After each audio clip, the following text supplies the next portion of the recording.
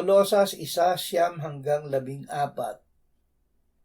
Kaya't mula ng araw na aming marinig ito, hindi kami tumigil ng pananalangin para sa inyo at sa paghiling na kayo'y punuin ng kaalaman ng kanyang kalooban sa buong karunungan at pagkaunawang espiritual, upang kayo'y lumakad ng nararapat sa Panginoon, na lubos na nakakalugod sa Kanya, namumunga sa bawat gawang mabuti, at lumalago sa pagkakilala sa Diyos.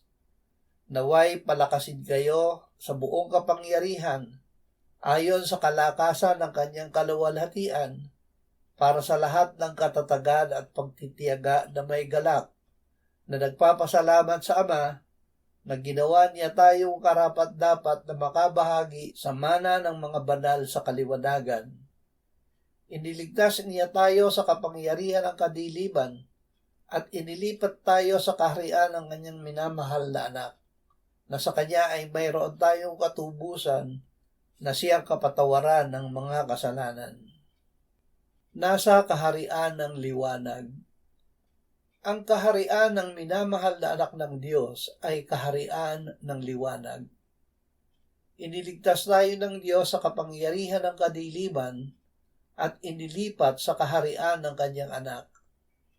Sa simula ay ang salita, at ang salita ay kasama ng Diyos, at ang salita ay Diyos. Nasa kanya ang buhay, at ang buhay ay siyang ilaw ng mga tao. At ito ang mensahe na aming narinig sa kanya, at sa iyo'y aming ipinahahayag, na ang Diyos ay liwanag, at sa kanya'y walang anumang kadiliman. Kung sinasabi natin tayo'y may pakikisama sa kanya, at tayo'y lumalakad sa kadiliman, nagsisinungaling tayo at hindi natin ginagawa ang katotohanan.